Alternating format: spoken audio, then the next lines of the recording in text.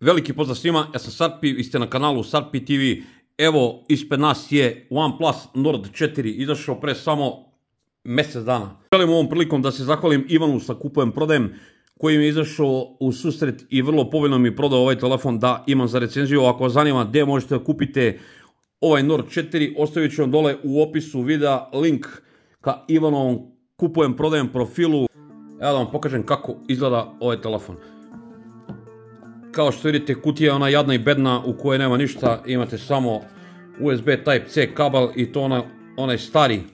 Nemate naravno punjač ni silikonsku maskicu, što je jedan ogroman minus što se tiče mene. To je nazadovanje što se tiče OnePlus brenda. Evo pogledajte ovako kako izgleda telefon. Kućište je od brušenog aluminijuma, kažu da je neki avionski aluminijum, to mi se sviđa, samo ovo ovdje je staklo. Evo pogledajte kako izgleda, znači fantastičan premium osjećaj u ruci. Davno nisam držao neki aluminijumski telefon ovako, to mi se baš sviđa, baš je moćan u ruci. Prvi put kad sam ga video nije mi se svideo što se tiče na internetu slike, ali kada sam ga uzeo u ruku ostao sam bez teksta.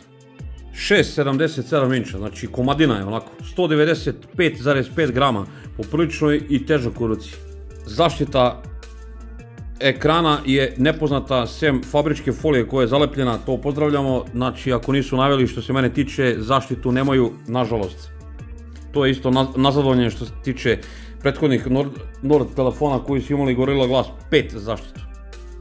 Debljina samog telefona je 7,99 mm, debljina ovih bezela ili mesa oko ekrana, evo pogledajte koliko je to malo, znači 1,46 mm sa svih strana, može se reći da skoro i nema mesa oko ekrana. Fluidni AMOLED kao i svaki Nord telefon, 1240 x 2772 piksela, 450 otprilike PPI, IP certifikat je 65, Ultra HDR image podrška, 2150 nita u piku, evo pogledajte kako se fantastično vidi na suncu. Ja sam prezadovoljan kako se ovaj telefon vidi na suncu. Evo odmah da vam pokažem biometriju. Čitač otiska prsta je brz i munjevit. Evo da vam pokažem i Face Unlock. Bum. Bum. Ajmo još jednom. Malo je problematično zato što sam iza telefona i moram malo da se nakrivim u levu ili desnu stranu da me telefon bolje vidi, tako da može se reći da je kao pravi flagship biometrija. Ima pravi always on prikaz, pravi proximity senzor koji radi munjevito. Došao je sa Androidom 14 i Oxygen OS-om 14.1. Obećali su 4 Android nadogradnje i 6 godina sigurnosnog ažuriranja. Ovaj telefon pokreće Snapdragon 7 Plus Gen 3 izrađen u 4 nanometra. Octa-core je procesor, ima jedno Cortex X4 jezgro na 2,8 GHz, 4 jezgra na 2,6 GHz, Cortex A720 jezgara i 3 na 1,9 GHz Cortex A520. Grafički čip Adreno 732 je u njemu. Ovaj konkretno model ima 16 GB LPDDR5X RAM memorije i 512 GB UFS 4.0 interne memorije. Sve na njemu je brzo i glatko, ja nemam jednu zamerku, radi munjevito, sve ima što treba da ima, i duple tapove za paljenje i gašenje i spuštanje sa pola ekrana i ovaj smart sidebar.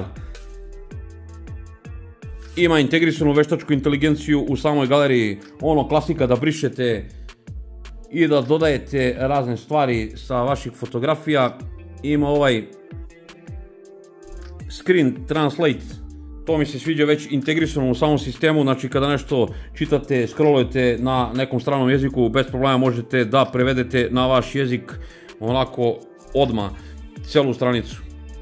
Sad guraju tu veštačku inteligenciju u sve telefone, to se nekom sviđa, meni je totalna debilana. Ovaj Oxygen OS, kao i svaki Oxygen OS, onako brz, fluidan, lagan sistem koji ima sve duple aplikacije, prilagodba svega i svačega na ovom telefonu, sve možete da namestite kako vi to želite. Ima ove geste, i offline geste, sve i svašta možete da isprogramirate na ovom telefonu. Na primjer da pokrenete baterijsku lampu, ovako napišete slovo V, da napišete na primjer neko slovo, da pokrenete neku aplikaciju. Po meni sve ima što bi trebao da ima svaki Android telefon. Sada ću vam pokazati testove, ove benchmark testove. Nažalost i ovom prilikom nisam radio Antutu test, ne znam, oni izgleda imaju velikih problema, ne može da se skine direktno sa njihovog sajta, sa trećih strana nisam želeo da skinem taj test, tako da i ovog puta bez Antutu testa pogledajte kakvi su testovi i grejanje ovog procesora. Završavamo 20. krug, da vidimo zagrevanje, pošto je metalni komplet, onako poprilično je topao u ruci, može se reći i vruć. Ajmo da izmerimo te temperature. Evo ovdje dole kod baterije 42,6, ovdje gore gdje je procesor 44, 45, raste. Ali to mi djeluje ok.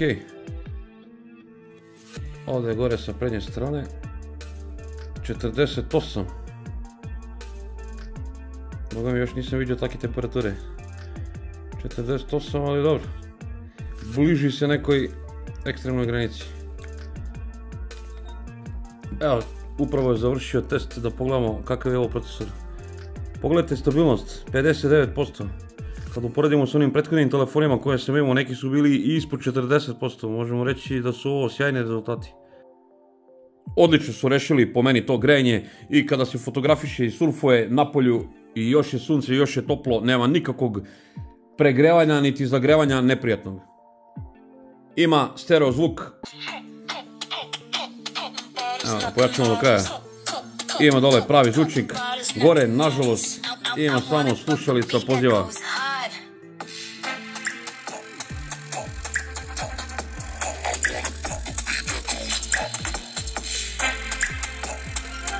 Ovo je neka debilska muzika, ali čuli ste onako poprilično je glasno i jasno. Prima dve SIM kartice bez mogućnosti eSIM podrške.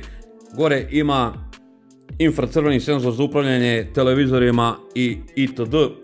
Bluetooth brzina je 5.4. USB 2.0 je OTG podrška, što je sramotno. Ja ne znam zašto to rade Kinezi, ali je tako.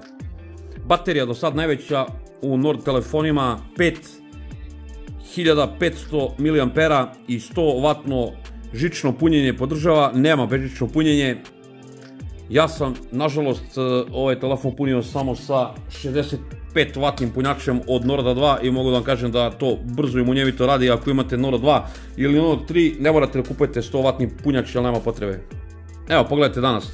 Ja sam napravio skoro 3 sata screen time-a, ostalo mi 64%, pritom sve živo upopaljeno, dve kartice, lokacija je uključena i uglavnom je sve na mobilnom internetu. Tako da, opušteno može ovdje da se pravi preko 7 sati screen time-a, šta god mu radili, naravno bez igrica. Oxygen OS ima i ovaj battery health kao jabuka. Moj omiljeni Android skin uz Samsungov One UI. Došao je sa dosta blotvera, ali sve to je moglo brzinski da se obriše bez ikakvog problema, nema nikakvih dosadnih reklama. Sve radi brzo, munjevito, fluidno. Ajmo da pređemo na te famozne kamere.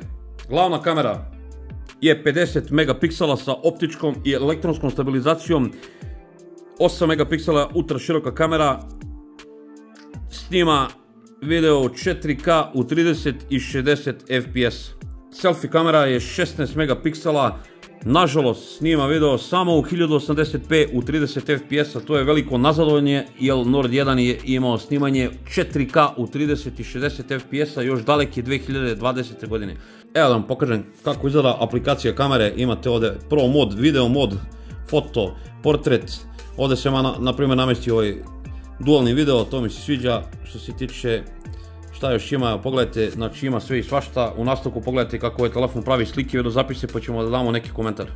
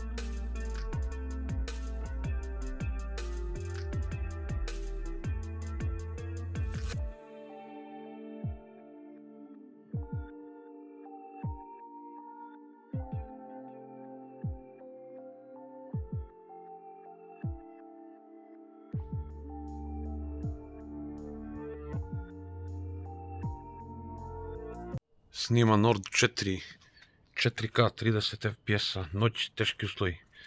Ajdemo, Nord 4, kako to radi u hardcore uslovima kod Starpija.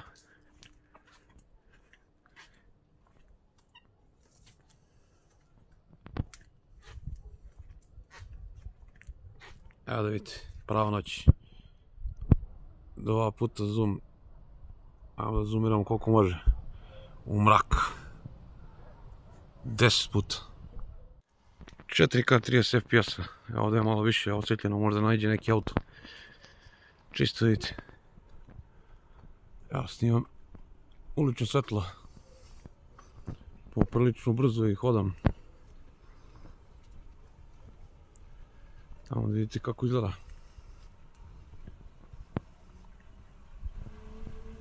2 puta zoom. 10 puta zoom. Evo sada sam uključio ono ultra steady stabilizaciju. Ovo je sad full HD 60 fps. Odmah se vidi da je dosta mračniji. Kao i kod većine telefona. Evo sad je full HD 60 fps, ali isključena je ultra steady stabilizacija. Tako da evo, pogledajte da li ima neke razlike. Ajde sad malo ultra široka kamera da vidimo kako radi. Vidio sam i lošije. Full HD 30 fps. Nažalost nema 4K. Sad je ovdje display osvjetljen, tako da se bolje vidim, a ja ću to da ugasim. Da vidite razliku, samo da stanem. Evo sad display nije onako osvjetljen. Lagana šetnja kroz moju mračnu ulicu s ovim žutim ružnim svetiljkama. Ajde da opalimo jedan dualni video.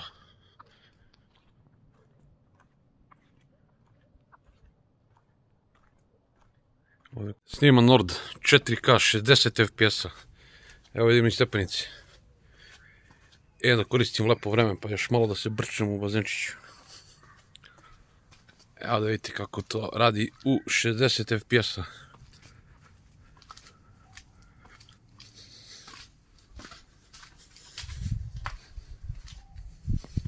Da uživam ovo. 4K 30 fps. Dan, lepi uslovi. Malo šetnja.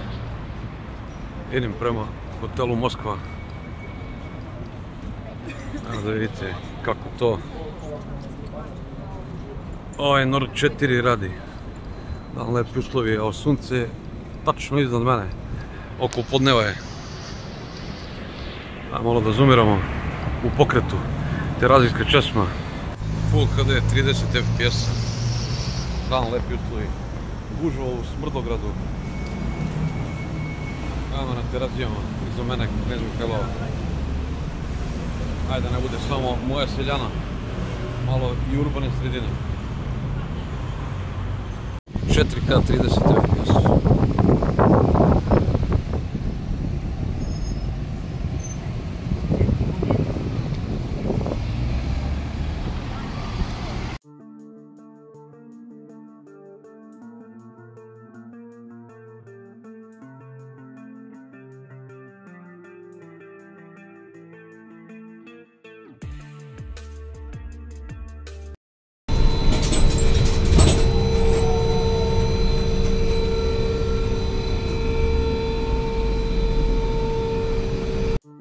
Ako ste vidjeli kako ovaj telefon pravi slike i video zapisi, ja nemam tu šta previše da dodam i da oduzmem, možda sam i previše očekivao od ovog telefona, jer ipak je pravi premium osjećaj u ruci, ali ipak je ovo mid-range telefon. Šta znam, vidjeli ste sami video snimanje, noć, teški uslovi kod mene, fotografije su meni skroz ok, ja mislim da ovdje može da nešto da se popravi nekim ažuriranjima, jer ipak je ovo friški uređaj koji je izašao samo pre mjesec dana. Moj kolega Miloš koji je snimao prvi ovaj telefon, njegovu recenziju još nisam pogledao, pogledat ću naknadno. Ja kasnije kada sam uzeo ovaj telefon dobio sam ažuriranje nekih 750 megabita, moguće je da se nešto pokvarilo u samim kamerama.